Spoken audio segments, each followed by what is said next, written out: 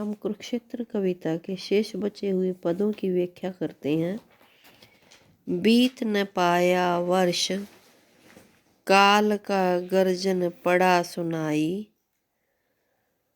भीष्म पितामह युधिष्ठिर से राजसूय यज्ञ की समाप्ति पर की गई भविष्यवाणी और चेतावनी की सत्यता पर प्रकाश डालते हुए कहते हैं कि अभी 1 साल का समय भी नहीं बीता था।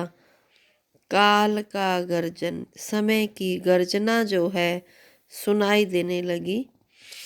इंद्रप्रस्थ पर घुमड़ विशद की घटा अतर्कित छाई और इंद्रप्रस्थ पर मुसीबतों की घटा जो है अचानक छा गई, यानी युद्ध के बादल मंडरा गए। कवि ने महाभारत के युद्ध के कारणों की ओर संकेत किया है। किसे ज्ञात था खेल खेल में यह विनाश छाएगा। भीष्म पितामह युधिष्ठिर के जुआ खेलने की प्रवृत्ति पर टिप्पणी करते हुए कहते हैं कि इस बात का किसे ख्याल था कि खेल खेल में यह ऐसे विनाश हो जाएगा। भारत का दुर्भाग्य धूत पर चढ़ा हुआ आएगा और भारत का दुर्भाग्य जुए के खेल पर चढ़कर आएगा। भीष्म पितामह के कहने का भाव यह है कि युधिष्ठिर ने तो मनोरंजन के भाव से अपने कौरव भाइयों के साथ जुए का खेल खेला था, किंतु यह खेल उनका ही नहीं पूरे भारत के दुर्भाग्य को जन्म देगा, ऐसा किसी ने भी नहीं सोचा था।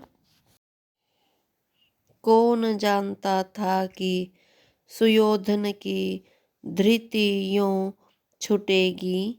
भीष्म पितामह युधिष्ठिर से कहते हैं कि कौन जानता था कि दुर्योधन का धैर्य इस प्रकार छूट जाएगा और वह बदले की भावना से पागल हो जाएगा।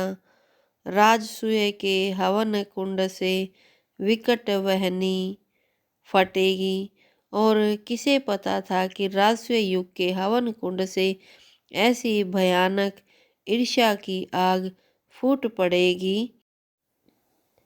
तो भी है सच धर्मराज, यह ज्वाला नई नहीं थी।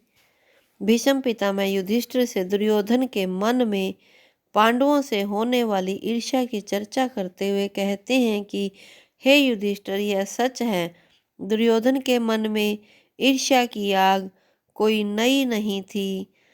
दुर्योधन के मन में वह वर्षों से खेल रही थी।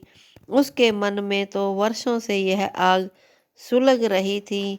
वह पांडवों के प्रति ईर्ष्या भाव रखता था। यह कवि ने महाभारत के युद्ध के कारणों और आधार की ओर संकेत किया है।